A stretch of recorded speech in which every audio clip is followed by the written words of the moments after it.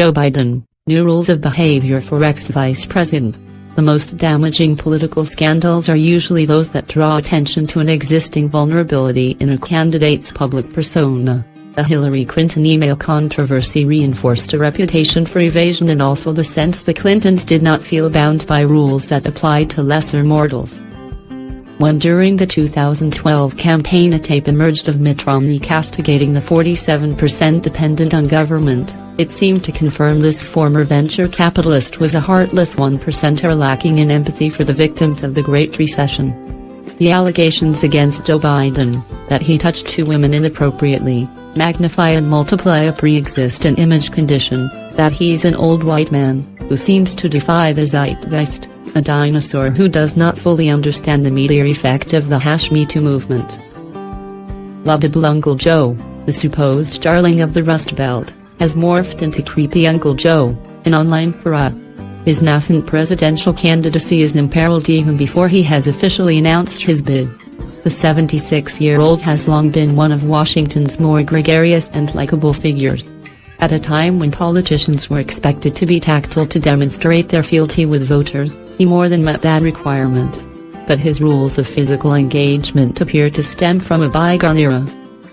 This former lawmaker, who represented the state of Delaware for 36 years, came of political age on Capitol Hill at a time when the lions of the Senate used to almost to maul each other in mutual displays of affection and collegiality.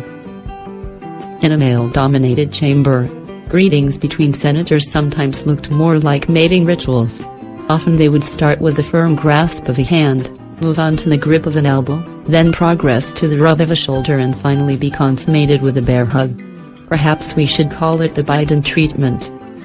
It is easy to see why women would feel uncomfortable with these kind of hail fellow well men customs. Personal space is invaded. Boundaries violated. Old school charm comes across as a boys' club chauvinism, an invasive power play. Now, after Lucy Flores told her story on Friday about Biden kissing the back of her head, another woman has accused him of making her feel uncomfortable. It wasn't sexual, but he did grab me by the head, Amy Lapos told the Hartford Courant, recalling what happened at a fundraiser in 2009. He put his hand around my neck and pulled me in to rub noses with me. When he was pulling me in, I thought he was going to kiss me on the mouth. Supporters, such as Meghan McCain, the daughter of the late Senator John McCain, have testified to Biden's kindness and thoughtfulness, a widely shared view in Washington. Stephanie Carter, the wife of the former Defense Secretary Ashton Carter, has said a now infamous photo showing the then vice president gripping her shoulders has been used misleadingly.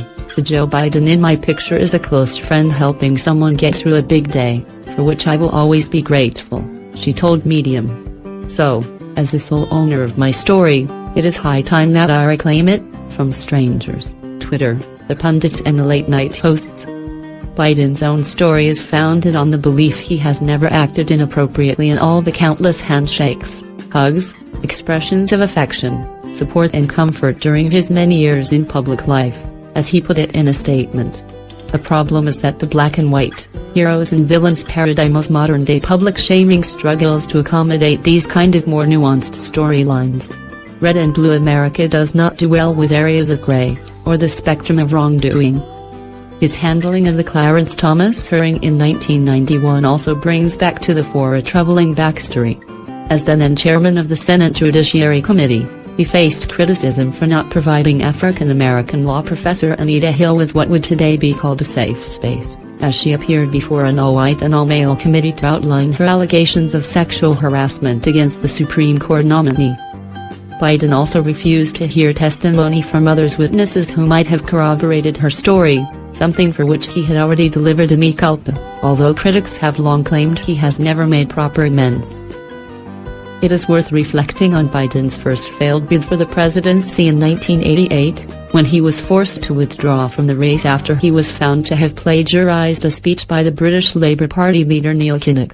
Back then the bar for disqualification was relatively low. Senator Gary Hart, the early frontrunner, dropped out of the race because he was found to have had a sexual liaison with Donna Rice on board the boat Monkey Business. Such was the censorious mood of the times, and the paramount importance of what was labeled the character issue, that Bruce Babbitt, another candidate, appeared in a parody on Saturday Night Live to confess to injudicious use of grocery store express lanes. 4 years later, however, Bill Clinton rewrote the rules by demonstrating that politicians could survive sex scandals, and even the accusation of draft dodging. Indeed, the ability to survive scandal, and to walk away from political car crashes, almost became a prerequisite for a successful presidential run. George W. Bush demonstrated this in 2000, just when he survived the revelation he had been arrested for drinking under the influence of alcohol. 8 years later, Barack Obama weathered the storm surrounding his former pastor Jeremiah Wright, a row that could easily have scuppered him. Survivability became an integral part of the modern political skill set, as Donald Trump demonstrated again after the release of the Access Hollywood tape. Not only did he go on to win the presidency, but a majority of white female voters. It made his famous boast that he could shoot someone on Fifth Avenue without inflicting political self-harm sound like a prophecy. Now, though, on the Democratic side at least, the mood has changed. Primary voters will surely be less sympathetic to Biden than they were to Clinton in 1992. This, after all, is the spring of 2019, and we are still in the wake of the pink wave that returned Nancy Pelosi to the speakership, elected a record-breaking number of women to Congress, and helped make Alexandria Ocasio-Cortez the most talked-about progressive politician in America. Mr. Biden has yet to jump into the race, but plenty have. So who else has a shot at becoming the next president? It is also worth pointing out that male journalists, who helped popularize phrases like bimbo eruptions back in the early 90s, no longer control campaign narratives to anywhere near the same extent they did back then. This felt like a controversy waiting to happen, as evidenced by the speed with which news organizations published creepy photo galleries showing Biden in seemingly compromising poses. But what makes it so riveting is that it feels like one of the intermittent moments in American national life when new rules of behavior are determined which reflect not just a generational shift in thinking but also a gender-influenced shift in thinking. An irony here is that Biden has already been present in two of these previous transitional moments, the 1988 campaign, which for a brief moment made it harder for adulterers and other wrongdoers to become president, and the Clarence Thomas hearings, which altered thinking about how allegations of sexual harassment should be handled. Supporters of Joe Biden could plausibly argue the former vice president remains the most electable Democrat, largely because of his appeal in the three states the Democrats most need to turn blue: Michigan, Pennsylvania and Wisconsin. But winning the presidency is a wholly different matter from winning the presidential nomination in a party that has moved leftward with charismatic women in the fore. Biden may struggle to become the figurehead of a party that may well regard him as a throwback. Besides, at the age of 76, it gets harder to become a comeback kid. Follow Nick on Twitter.